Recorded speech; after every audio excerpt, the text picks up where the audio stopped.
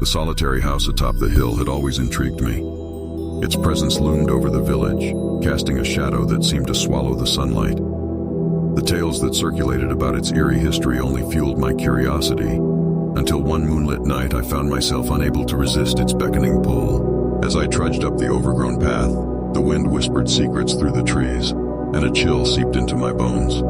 The windows stared blankly like vacant eyes, reflecting the moon's pale glow. Goosebumps prickled my skin, but I pressed on, determined to uncover the truth that lay within its walls. Crossing the threshold, a heavy silence enveloped me, broken only by the distant hoot of an owl. The air felt thick as if charged with an unseen energy. My footsteps echoed through the hallway, mingling with the creaking of the floorboards beneath my weight. A single flickering candle cast eerie shadows on the peeling wallpaper, adding to the ambiance of foreboding.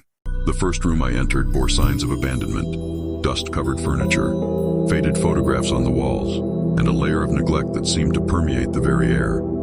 I shivered involuntarily, though it wasn't due to the cold. As I moved deeper into the house, a sense of being watched gnawed at the edges of my consciousness. The walls seemed to murmur in hushed tones, and I found myself hesitating before each closed door.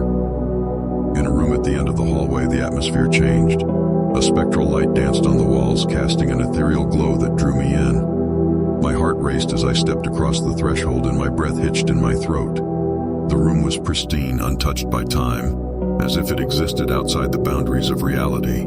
At the center of the room, a grand mirror stood, its ornate frame reflecting my startled expression. But as I continued to stare, the reflection began to shift, morphing into something more sinister. A figure emerged from the glass, its features indistinct yet unmistakably humanoid. Panic clenched my chest as I realized the figure was moving closer, its eyes fixed on mine. With each step, the room grew colder, the air heavy with a presence I could not comprehend. I backed away, stumbling over my own feet, my heart pounding as if trying to escape my chest. I dared a glance back at the mirror, and terror gripped me. The figure was no longer confined to the glass. It stood mere inches away, its hand outstretched as if yearning to bridge the gap between our worlds.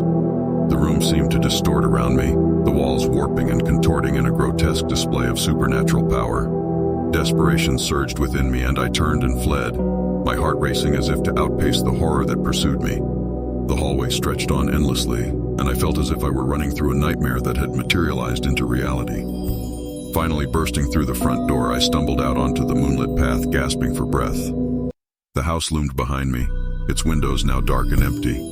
I couldn't shake the feeling that I had narrowly escaped a fate worse than death, that the lonely house held secrets too terrible for the living to fathom. Finally bursting through the front door, I stumbled out onto the moonlit path, gasping for breath. The house loomed behind me, its windows now dark and empty. I couldn't shake the feeling that I had narrowly escaped a fate worse than death, that the lonely house held secrets too terrible for the living to fathom.